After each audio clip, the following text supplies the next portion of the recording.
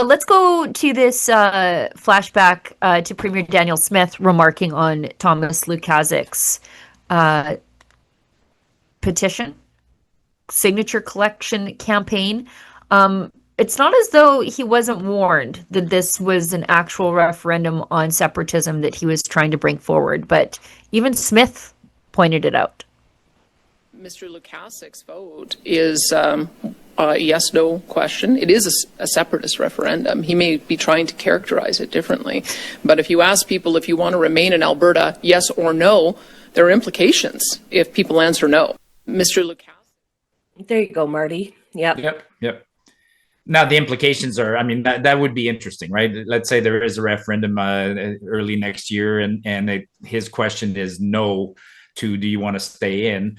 Then there's no action that comes out of that, as Chris pointed out. The government, it would create a problem for the government. I mean, there is actions that comes out because, if 1.6 million or 2 million people say we want out, Danielle won't be able to ignore it. So yeah, Lukaszik created a problem, helped us out. I think he helped us out. I mean, no matter what, I'm gonna, nothing changes for us. We're going to keep promoting the benefits of being an independent country, but I'm not worried about what Thomas did, not one bit.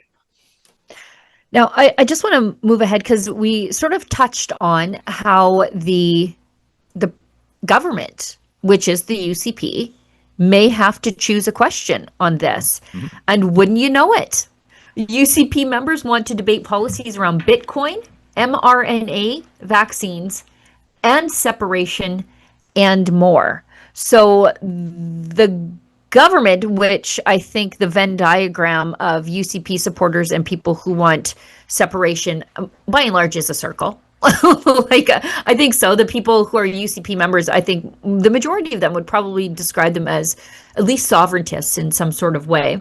The policies they want debated include, at least you're going to love this, a ban on pronouns in email signatures. Oh, yes.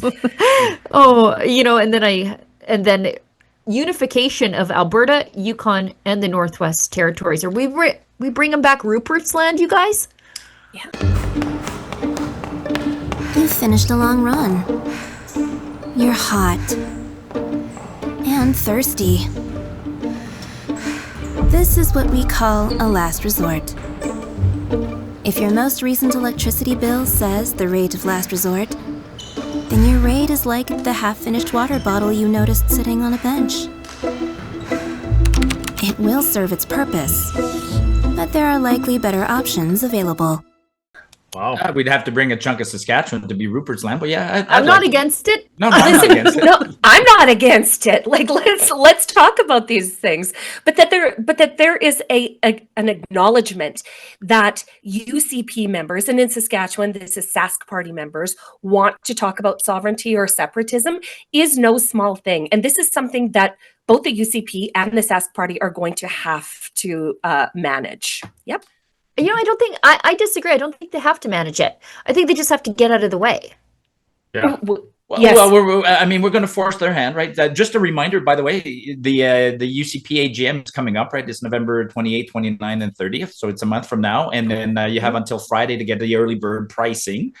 I'm not a UCP fan, but I will be at the AGM, and we're encouraging everybody to come to the AGM to force these discussions. Marty. Yeah. Thank you for allowing me the opportunity to say that the Sask Party convention is coming up on November 7th and 8th in Saskatoon. Same. Keep talking. We want to encourage these discussions. Yeah. So the APP estimates that about 70% of current UCP MLAs are truly on board with separation. I mean, they're kind of hamstrung, they can't talk about it openly as members of, as MLAs, they're kind of, what's the term? It's almost seditious to talk about separation, right? They're not allowed to openly talk about it. But if we force their hand and we start saying as a policy out of the AGM that we want to talk about it, then they will have to talk about it. And so we're gonna, encouraging everybody to come out there. Chris, are you going to the AGM? Yeah, I sure am. Of course. There's lots of things I want to talk to a lot of people about, but on what Marty just said, people have to remember that our MLAs, they swear allegiance to the Crown. I think Todd Lowen maybe is one of the only ones that included the people of Alberta in that. But if you look back, this entire country was founded on the principle of Crown loyalists in governance positions being rewarded for their, for keeping peace, order, and good government.